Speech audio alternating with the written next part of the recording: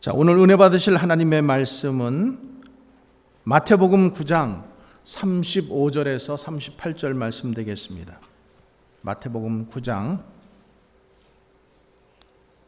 35절부터 38절의 말씀.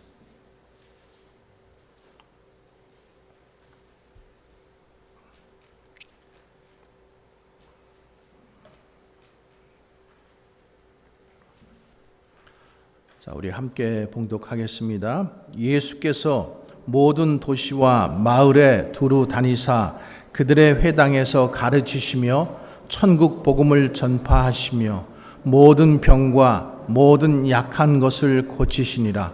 무리를 보시고 불쌍히 여기시니 이는 그들이 목자 없는 양과 같이 고생하며 기진함이라.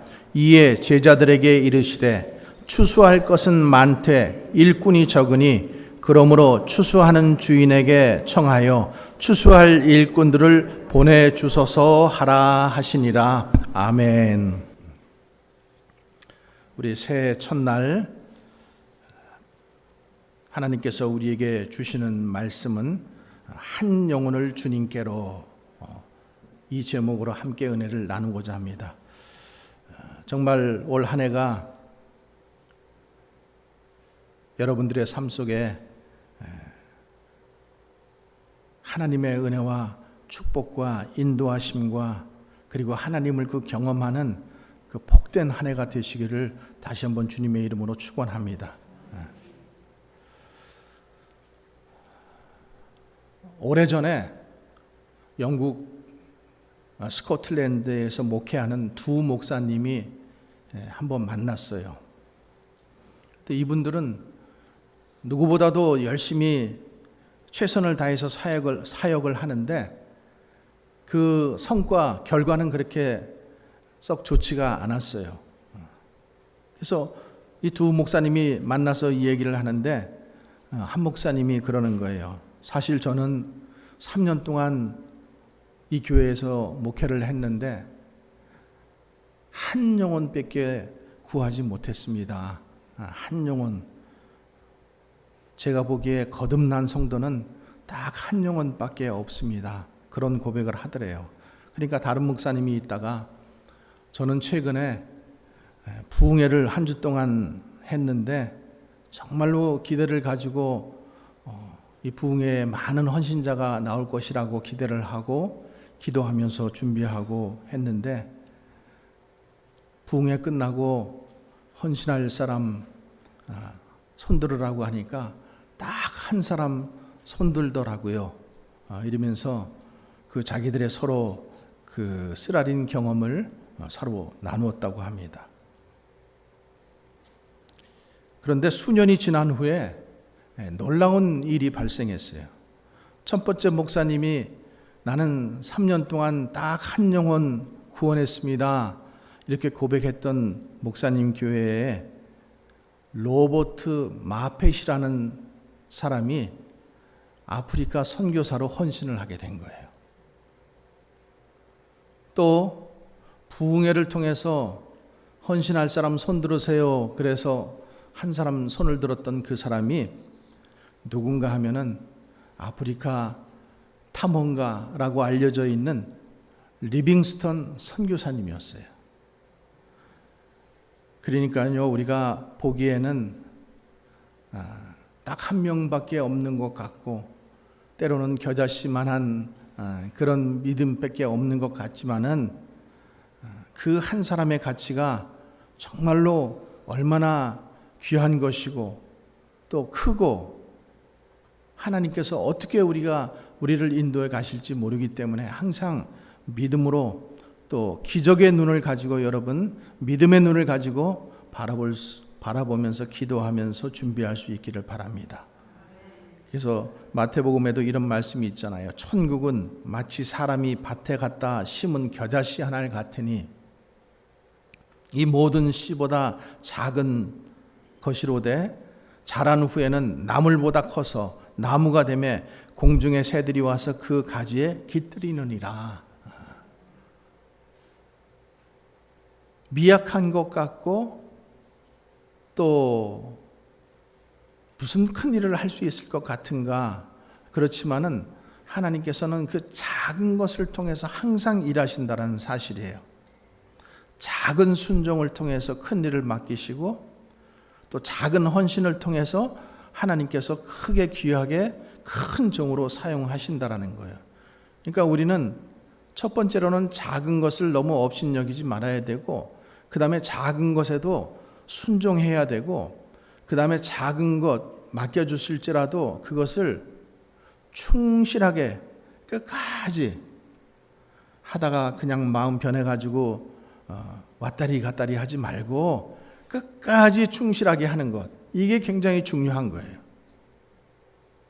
올 한 해 여러분들 시작하는 한 해가 꼭 이렇게 되기를 주님의 이름으로 축원합니다. 그리스도인에게는 세 가지 우픈 기적이 있대요. 우습고 슬픈 기적이에요. 뭐냐 하면은 예수를 믿는다고 하면서 성경 말씀을 한 번도 읽지 않는 것. 또 두 번째는 예수님을 사랑한다고 하면서 한 번도 전도 안 하는 것. 셋째는 그럼에도 불구하고 나는 예수님을 믿고 사랑한다고 자신 있게 얘기한다라는 거예요. 여러분, 우스운 얘기 같지만은 이게 현실입니다. 그리고 이게 우리의 모습이에요. 그러니까 예수를 믿는다고 하는 사람은 참 많지만은 성경 한번 열어보지도 않고 말씀 한번 읽어보지도 않고 또 1년에 단 한 사람에게 예수 믿으세요, 전도하라고 그렇게 한번 외치는 사람이 우리 교회 안에 몇 퍼센트나 될까? 몇 퍼센트나 될까? 여러분, 소방관은 그 살아있는 생명을 구하기 위해서 불 속을 뛰어들잖아요. 소방관은 그 불이 무섭지만은 불 속에 있는 그 한 사람을 위해서 뛰어드는 거예요. 그러면은 성도는 어때야 될까요? 죽어가는 영혼을 위해서 우리도 뛰어들어야 되지 않겠습니까? 위험해서 못하고 시간이 없어서 못하고 구경만 하고 세상 속으로 들어가지 못하는 그런 우리가 되어서는 안 되겠죠. 적어도 성도라는 옷을 입고 있으면은, 소방관이라는 옷을 입고 있으면은 누가 말리던 말리지 않던 불 속을 뛰어 들어가는 거예요. 성도의 옷을 입고 있으면은 한평생 정말로 한 영혼을 위해서 뛰어들지 못한다라면은 우리는 그 옷을 입을 자격이 없지 않을까 생각합니다. 요한복음 4장에 보면은 예수님께서 사마리아 수가성 우물가에서 그 수가성 사마리아 여인하고 이렇게 물을 달라 이러면서 말씀 나누는 장면이 있잖아요. 근데 그때 이제 제자들이 아무도 없지요. 근데 제자들은 다 어디 갔어요? 이제 양식을 구하러 갔거든요. 음식을 구하러 마을로 간 거예요. 그런데 제자들이 돌아와서 보니까 한 여인하고 얘기를 하고 계시고, 이 여인은 사마리아 여인이고 사마리아 사람은 상종도 하지 말아야 되는데 이 여인하고 지금 이야기를 하신다고요. 그러면서 이제 그 점심을 가져온 제자들에게 이렇게 얘기를 하셔요. 나는 너희가 알지 못하는 먹을 양식이 있다. 나는 너희가 알지 못하는 먹을 양식이 있다. 그러니까 아니 우리가 가서 지금 예수님하고 같이 드시려고 이 음식을 구해 왔는데 누가 갖다 줬나? 수가성 저 여인이 갖다 줬나? 뭐 이렇게 생각을 하고 있는데 예수님께서 제자들을 보시고 또 이렇게 말씀하셔요. 내 양식은 나를 보내신 아버지의 뜻을 행하는 것이다. 그러니까 예수님이 드시는 양식은 아버지의 뜻을 행하는 것이라는 거예요. 아버지의 뜻을 행하는 것. 성도들이 먹어야 할 양식은 아버지의 뜻을 행하는 것입니다, 여러분. 아버지의 뜻을 행하는 여러분 되시기 바랍니다. 여러분, 그림의 떡 아무리 많이 먹어도 배가 불러요, 안 불러요? 그림의 떡은 아무리 먹어도 배가 안 부른 거예요. 먹을수록 짜증만 나죠. 성도들이 생각만 하고 전도해야 되는데, 기도해야 되는데, 말씀 읽어야 되는데 맨날 생각만 하고 앉아 있는 사람은 영적 굶주림에 줄일 수밖에 없는 거예요. 그러니까 맨날 같이 말씀 봐야 되는데, 기도해야 되는데, 예배 드려야 되는데 이러고 있는 사람은 뭐라고 생각하면 돼요? 나는 그림의 떡을 먹고 있는 사람이구나, 이렇게 생각하시기 바랍니다. 예수님께서 제자들이 오기 전에 하신 일이 무엇인가 하면은 그 한낮에 더울 때에 사람들의 눈을 피해서 우물가에 물을 길러 온 그 사마리아 여인, 그 여인을 전도하셨어요. 그러니까 예수님의 드시는 양식은 아버지의 뜻을 행하는 것이라고 했는데, 그 아버지의 뜻을 행하는 것이 뭐예요? 전도예요. 전도, 한 영혼을 전도하는 것, 영혼 구원. 그러니까 하나님의 뜻을 행하는 것 중에서 가장 귀하고 가장 값진 것이 무엇인가? 영혼 구원입니다. 믿으십니까? 죽을 사람을 살려내는 거예요. 그러니까 주님은 아버지의 소원을 알기 때문에 그 소원을 이룬 거예요. 자, 우리가 효자, 효녀 이렇게 있잖아요. 그렇죠? 효자, 효녀는 어떤 사람이 효자, 효녀예요? 자기 부모님에게 잘하는 사람, 자기 부모의 뜻을 알고 그 뜻을 이루어 드리는 사람이 효자, 효녀예요.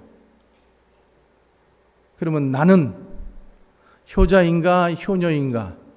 나는 하나님에 대해서 효자인가, 효녀인가? 한번 생각해 보시기 바랍니다.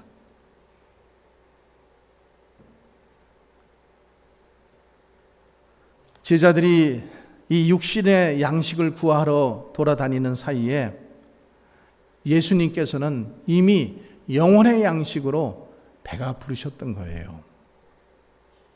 그러니까 예수님은 평생 이 땅에 오셔서 그 하신 일이 뭐예요? 영혼 구원. 병을 고치시는 것도 그렇고, 사람들을 치료해 주시는 것도 그렇고, 문제를 해결해 주시는 것도 다 뭐예요? 그 영혼을 구원하기 위해서 그 일을 하신 것이지, 그 치료함의 목적이 있는 게 아니에요. 치료해 주신 그 뒤에는 뭐예요? 영혼을 구원하기 위한 거예요. 영혼 구원. 사람이 배가 고프고, 또 저도 그러는 것 같아요. 그냥 배가 고프면 자기도 모르게 짜증이 나요. 근데 우리가 예수를 오래 믿어도 늘 그 입에 불평불만, 그리고 그냥 재미를 못 느끼시는 분은 이렇게 생각하면 돼요. 나는 영적으로 지금 배가 고픈 사람이구나. 나는 영적으로 배가 고픈 사람이구나. 기도가 안 되고 성경이 안 읽혀지고 그냥 대접받기만 원하고 남을 섬기는데 어려운 분은 나는 영적 질병에 걸려 있는 사람이구나, 이렇게 진단하시면 됩니다. 여러분, 영적 이 질병에 만병통치약이 하나 있는데, 이 약이 무엇인가? 이 약으로 말씀드리면은 전도입니다. 전도. 내가 약장사 같이 전도예요, 전도. 그러니까 여러분들이 신앙생활하면서 기쁨이 넘치고 감사가 넘치고 그리고 원기왕성하게 신앙생활 하기를 원한다면 한번 전도해 보세요. 전도하면은요, 그냥 전도에 올인하면은, 그러면은 정말로 막 기쁨이 샘솟습니다. 그리고 나의 모든 삶이 거기에 올인해 있으니까 뭐 다른 게 중요하지 않아요. 평소에는 아프고 뭐 잠도 못 자고 뭐 여러 가지로 질병에 시달리더라도 내가 그 전도하는 영혼을 위해서 그냥 가서 찾아가서 기도해주고 교제하고 어떻게 해서든지 하나님의 말씀 나누고 이렇게 하면은 하나님께서 주시는, 오늘 예수님께서 하늘의 양식, 영의 양식을 먹으니까 안 드셔도, 육의 양식을 안 드셔도 기쁨이 충만하셨던 것처럼 우리도 그럴 수 있다라는 거예요. 여러분, 하나님의 아버지의 소원을 아십니까? 우리가 아버지라 그러는데 아버지의 소원을 아시냐고요? 아버지의 소원이 뭐겠어요? 아버지의 소원은 잃어버린 아들 찾는 거예요. 잃어버린 아들. 그러니까 그 아들이 돌아올 때까지는, 여러분 자식을 잃어버린 경험이 있으신 분은 아실 거예요. 그 심정을. 눈이 뒤집히죠. 아무것도 안 보여요. 창피한 것도 없지요. 맨발로 쫓아나가서 우리 자식 이름 부르면서 누구야? 아무개야. 제가 어렸을 때 한번 우리 부모님이 저를 잊어버렸어요. 우리 어머님이 아프신데 제가 가서 할머니 모셔오겠다고 조그만 어린 나이에 우리 할머니 댁 가는 버스를 타고 갔다가, 그날이 장날이었어. 그러니까 조그만 어린아이가, 그 장날은 시골 버스가 사람이 꽉 차잖아요. 그러니까 뭐 짐도 막 이렇게 많고, 그러니까 그냥 밀려 들어가서 저 뒤로 들어간 거야. 그러니까 나 여기서 내려야 되는데 꼬마애가 조그맣게 소리했는데도 뭐 사람들은 아무도 안 들은 거예요. 그러니까 그 다음에는 어디서 내리는 줄 모르니까 종점까지 간 거예요. 우리 어머니가 아프시다가 우리 아들이 안 돌아오니까 이제 난리가 난 거야. 벌떡 일어나셨지 뭐. 마당에다 불 피워놓고 사람들 사가지고 동서사방으로 날 찾으러 막 보낸 거예요. 근데 저는 어떻게 됐는가? 저는 종점까지 갔는데 아무도 뭐 내가 아는 곳이 아니니까 어떻게 해요? 그러니까 웬 아주머니가 이제 애가 하나 거기 있으니까 데리고 자기 집으로 간 거예요. 넌 누구니? 뭐 어디가 집이니? 뭐 요즘 애들처럼 이렇게 똑똑하지가 못하잖아요. 그러니까 우리 어머니가 보건소에서 근무하는 뭐 누구입니다. 이렇게 얘기하니까 이분이 이제 아셨어요. 그래서 그 다음 날 이제 저를 데리고 이제 찾게 되었습니다. 그래서 찾게 된 귀한 아들입니다. 그러니까 아버지가 그 아들을 잃어버렸을 때 그 애타는 마음, 그것은 이루 말할 수가 없다라는 거죠. 그래서 사도 베드로는 베드로후서 3장 8절에 자식을 잃어버린 아버지의 마음이 하루가 천년 같고 천년이 하루 같다라고 이렇게 표현하고 있어요. 그렇죠. 그 아들을 기다리는 마음, 정말 하루가 천년 같은 거예요. 천년. 여러분, 아버지께서 우리를 기다리시기를 천년같이 기다리시는 거예요. 그래서 우리가 구원받을 수 있는 것입니다. 그래서 우리가 심판받지 않고 구원받을 수 있는 거예요. 그러니까 우리가 하나님 아버지를 위해서 다른 것 다 좀 못하더라도 영혼 구원 한 가지 하면은 아버지의 마음이 기쁘십니다. 다른 것 좀 다 부족해도 영혼 구원 한 가지만 잘하면은 아버지께서 최고로 기뻐하시는 줄 믿으시기 바랍니다. 자, 그러면 영혼 구원하는 일이 왜 이렇게 중요한가? 여러분, 우리가 비행기를 타보면은 1등석이 있고 비즈니스석이 있고 또 일반석이 있잖아요. 그러니까 뭐 우리는 거의 대체적으로 일반석을 타고 가지만은 보면은 뭐 돈 많은 분들은 1등석도 타고 가고 또 비즈니스석도 타고 가는 것을 봅니다. 우리는 그 불편하게 좁은 그 일반석에 앉아서 가지만은 중요한 것은 뭐냐면은 종착지가 있다라는 것이에요. 도착지가 있다라는 것이고, 도착지에서는 1등석이든 비즈니스석이든 모두 내려야 된다라는 사실이에요. 여러분, 이 이야기는 뭐예요? 죽음이 우리 누구에게나 다 있다라는 거예요. 1등석을 탄 사람도 결국에 종착역이 죽음이고, 비즈니스석을 탄 사람도 좀 편하게는 갈 수 있을는지 모르겠지만은 거기도 종착역은 내려야 된다라는 사실이에요. 우리가 좀 불편하게 살더라도 일반석에 앉아서 가더라도 우리의 종착역은 결국에 거기서 내려야 된다라는 사실이죠. 그래서 이처럼 죽음으로 달려가는 인생에게 가장 중요하고 시급한 일은 그 영혼을 구원해내는 일입니다. 여러분, 인간은 우리가 아는 것처럼 영, 혼, 육 이렇게 세 가지로 되어 있어요. 하나님께서 흙으로 사람을 지으시고 그 코에 생기를 불어넣으시니 생명이 된지라. 그래서 인간의 영혼은 그 하나님께서 불어넣어 주신 그 생기, 생명 때문에 영이 있는 존재가 되었어요. 그 영이 있는 존재가 되었다는 것은 마치 우리가 어린아이가 어머니와 이 탯줄로 연결되어 있는 것처럼 그렇게 연결되어 있는 거예요.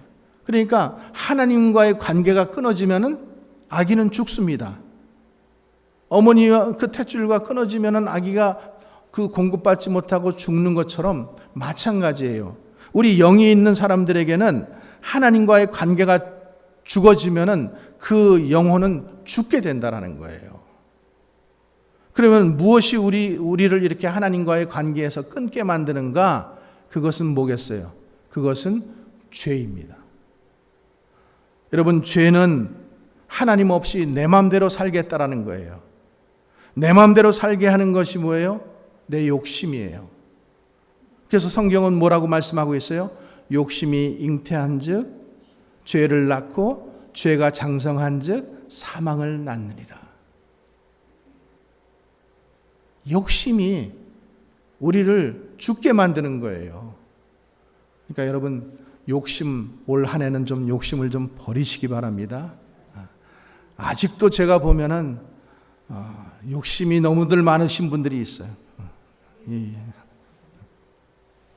욕심. 그러니까 욕심이 들어오니까 죄가 있고 죄가 장성하니까 우리가 결국 사망의 관계로 하나님과의 관계가 끊어지고 그 하나님과의 관계가 끊어지니까 그냥 육신을 쫓아서 살게 될 수밖에 없다라는 거죠. 자, 그 육신을 따라서 사는 사람들의 모습이 하나님을 믿지 않는 세상 사람들의 모습이에요. 그러니까 그들의 삶을 가만히 보세요. 육체적으로 만족을 하면은 행복할 것 같아요. 그러니까 그 육체의 쾌락을 위해서 끊임없이 돈과 시간을 벌고 또 그것을 아낌없이 투자합니다. 그런데 그들이 그 안에서 진정한 행복을 맛보느냐? 아니요. 잠깐 맛볼 수는 있지만 그것은 영원한 행복이 아니라는 거죠. 잠깐 우리에게 기쁨을 가져다 주는 마초와 같은 거예요. 그러니까 사람들이 그런 것에 한번 취하게 되면은 그냥 약을 하고 대마초를 피고, 지난 주간에도 말씀드린 것처럼 마릴린 monroe라는 여배우가 뭐가 부족한 게 있겠어요. 근데 자신은 공허하다. 아니, 세계적인 인기 있는 배우, 모든 사람들에게 인기를 받는 그 사람이 나는 공허하다, 나는 외롭다, 나는 문 닫은 스키장 같다, 이 유서 한 장 남기고 결국에 자살해서 죽은 거 아닙니까? 그러니까 육체가 살아있어도 영혼이 죽으면은 그 사람은 죽은 사람인 거예요. 그러니까 우리에게 제일 중요한 것은 뭐냐? 영혼을 살리는 것입니다. 전도는 영혼을 살려내는 거예요. 우리 교회가 있는 목적, 내가 예수님의 목적도 전도하는 거예요. 영혼 구원하는 거예요. 하나님께서 저와 여러분을 살려두신 이유도 바로 그 목적 때문에 그런 거예요. 너만 구원받고 예수 믿고 천국 가고 이러라고 여러분들을 살려주시고 구원하신 것이 아니라 영혼 구원하라고. 영혼 구원하라고. 그래서 주 예수를 믿으라. 그러면은 너와 내 집이 구원을 얻으리라. 내가 믿으면은 우리 집이 구원을 받게 되어 있는 거예요. 그러니까 올 한 해 한 영혼을 주님께로, 여러분 가정 속에서 아직도 믿지 못하는 사람들이 있으면은 여러분 가슴에 품고 기도하세요. 그 영혼을 놓고 가슴에 품고 기도하세요. 아유, 안 돼요. 안 된다고 생각하지 마시고, 주님, 올해는 내가 한 영혼을 품고 기도하겠습니다. 그게 아들이든 남편이든 또 아내든 누구든 내가 품고 기도하겠습니다. 말씀대로 내가 품고 기도해 보겠습니다. 아유, 안 올 것 같아요. 오고 안 오게 하시는 분은 누구예요? 하나님이시죠. 그러니까 미리 내가 겁먹고 아유, 안 돼요, 그렇게 생각하지 말고 품고 기도하는 거예요. 나는 내가 품고 기도하는 것뿐이에요. 여러분, 우리가 살고 있는 이 인디애나폴리스에는 얼마나 많은 죽어가는 영혼들이 있겠어요. 하나님을 모르는 영혼들, 곳곳에 숨어있는 많은 영혼들이 있어요. 그들이 하나님과의 관계가 끊어진 채 사망에 눌려서 지금 짓눌려 가고 있다라는 거예요. 여리고성에 있던 그 기생 라합을 보세요. 정탐꾼을 붙잡고 내 부모와 내 형제를 살려달라고 애원을 하잖아요. 그랬더니 그 기생 라합으로 말미암아 그 가족이 살게 되잖아요. 여러분, 영혼 구원이 중요한 거예요. 나와 내 형제를 구원해 달라고 여러분 부르짖으시기 바랍니다. 먼저 품고 기도하고, 그리고 때가 되면은 하나님께서 또 길을 여실 테니까 우리가 그때 가서 전도하면 되는 거예요. 전파하면 되는 거예요. 자, 그러면 한 영혼을 주님께로 인도하려면 우리가 어떻게 해야 되는가? 오늘 본문 말씀 세 가지 말씀하고 있어요. 첫 번째, 36절 보세요.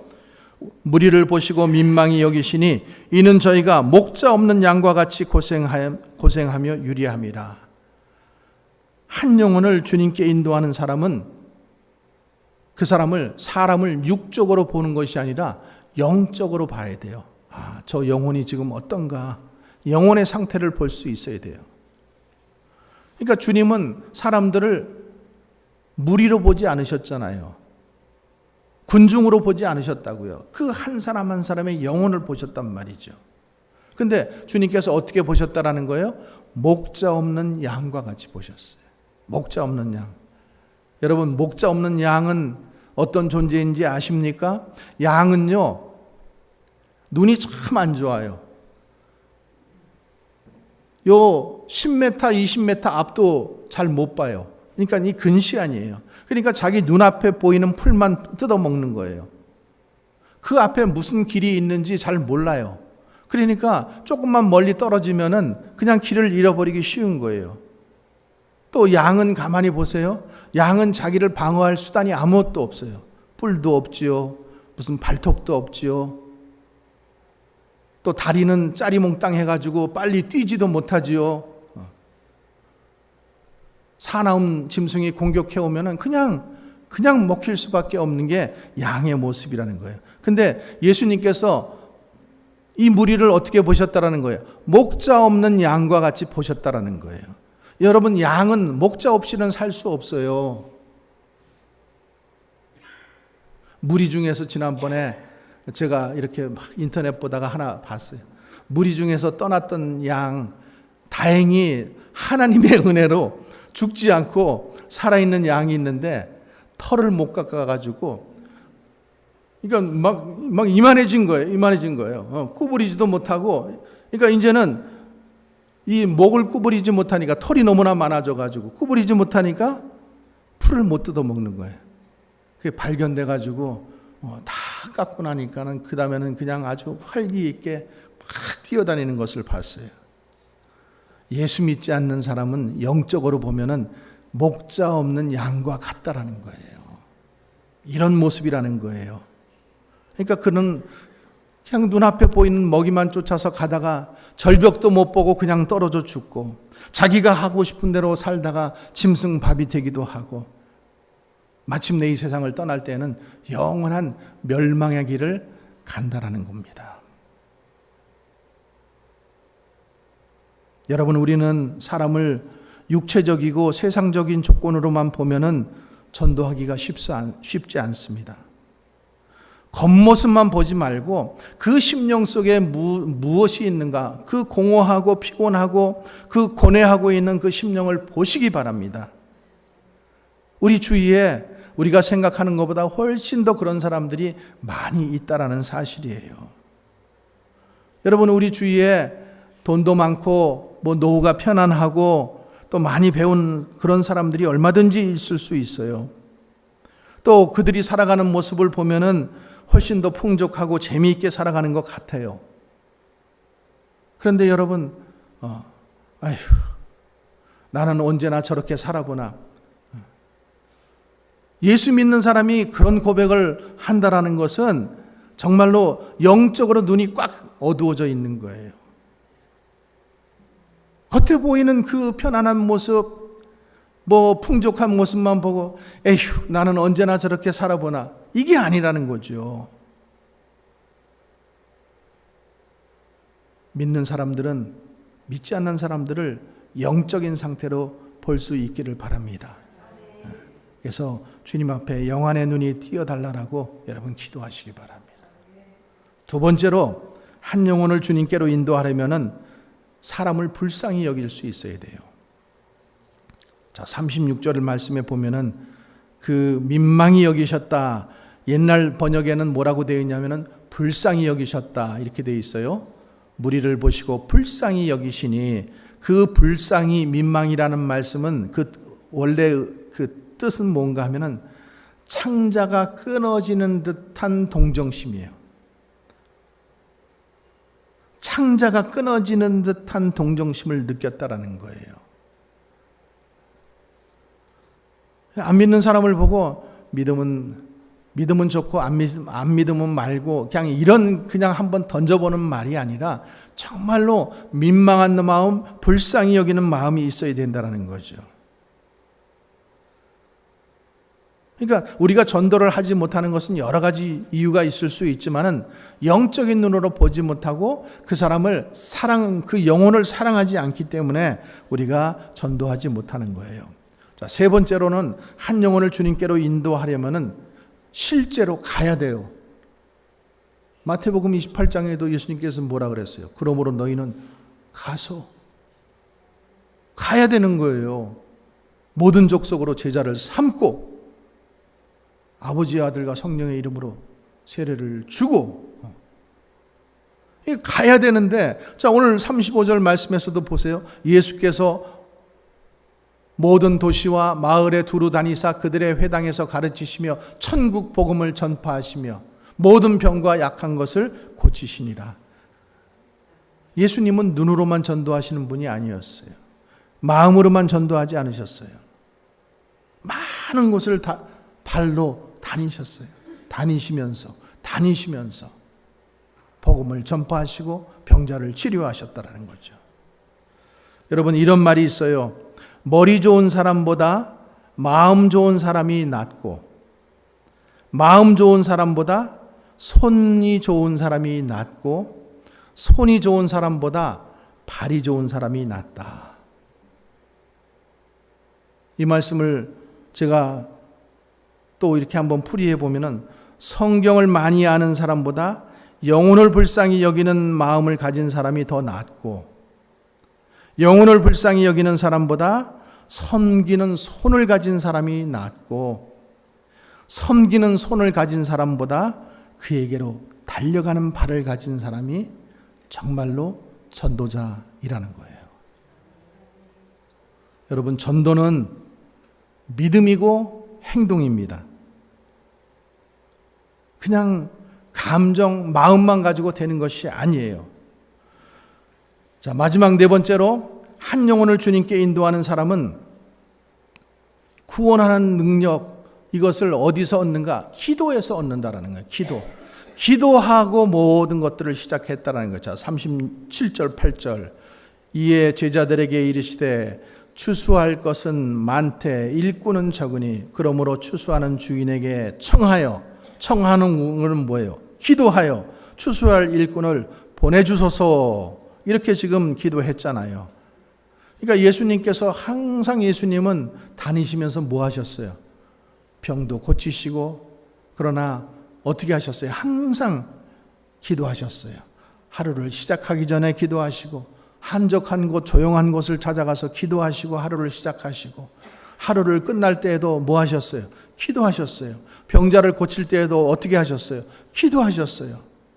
3,000명, 5,000명에게 양식을 베풀 때도 어떻게 하셨어요? 기도하셨잖아요. 그러니까 전도는 마음으로 되는 것도 아니고 기술로 되는 것도 아니고 뭐로 된다라는 거예요? 기도하면서 먼저 그 영혼을 품어야 되는 거예요. 그러니까 한 영혼을 변화시키고 주님께 돌아오게 하는 역사는 사람의 어떤 힘이나 능력이나 내가 좀 친절하게 해주고 먹을 것 좀 갖다 주고 뭐 김치 좀 갖다 주고 이렇게 하면 오겠지. 뭐 그래도 올 수 있어요. 더 중요한 것은 기도하라는 거예요. 기도. 예수님께서도 뭐라고 말씀하셔요? 오직 성령이 너희에게 임하시면 너희가 권능을 받고, 그러니까 너희가 성령 받기까지 어떻게 했다는 거예요? 기도했잖아요. 기도해야 된다는 거예요. 전도는 시작도 기도고 끝도 기도가 되어야 됩니다. 자, 말씀을 마치겠습니다. 올 한 해 여러분 내 주위를 한번 보세요. 우리 가정을 보시고 하나님께서 우리 교회에 한 영혼을 주님께로 인도하자 이런 표를 주신 것은 나하고 아무런 상관이 없는 얘기가 아니라 우리 모두에게 해당되는 말씀이에요. 믿으십니까?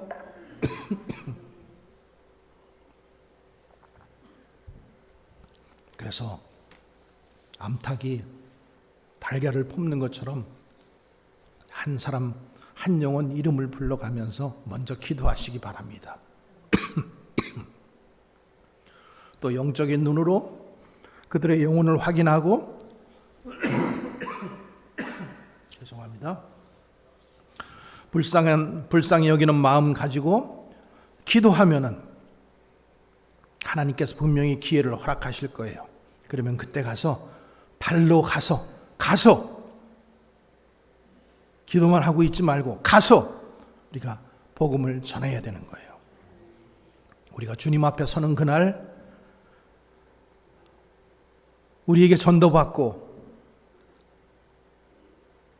그리고 하나님 잘 믿고 하나님 일 하다가 먼저 간 영혼들이 우리가 천국에 입성할 때에 그들이 나와서 모두 환영을 하고 박수를 치면서 반가워할 거예요. 저는 그 어렸을 때 들은 그 이야기 중에 개털모자라는 말이 참 오랫동안 남아요. 우리가 이렇게 전도하고 하나님의 일을 많이 하면은 우리는 하나님께서 우리에게 뭘 주신다 그랬어요? 면류관, 크라운, 월계관보다 더 좋은 거죠. 근데 그거 쓰지 못하고 개털모자 쓰고 있으면 어떡할 거예요? 여러분, 우리 성도들은 다 여기 면류관 쓰고 다 기뻐가지고 우리 집사님, 임 집사님, 박 집사님, 김 집사님 이렇게 하고 할렐루야 이러면서 참 그러는데 나는 혼자 개털모자 쓰고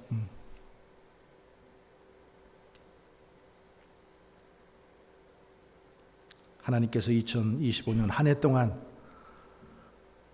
한 영혼을 주님께로 우리 품고 기도하고 가서 전해서 올 한 해 여러분 꼭 한 영혼을 주님께로 인도하는 저와 여러분 그리고 우리 교회가 되었으면 좋겠습니다. 기도하겠습니다. 새해 첫날에 저희들에게 한 영혼을 주님께로 아버지의 마음을 알게 하시고 깨닫게 하심을 감사합니다. 이제 그 말씀 들었으니 하나님 저희들 품게 하옵소서. 먼저 우리 가정에 믿음 생활 제대로 하지 못하는 사람이 있습니까? 먼저 품게 도와주시옵소서.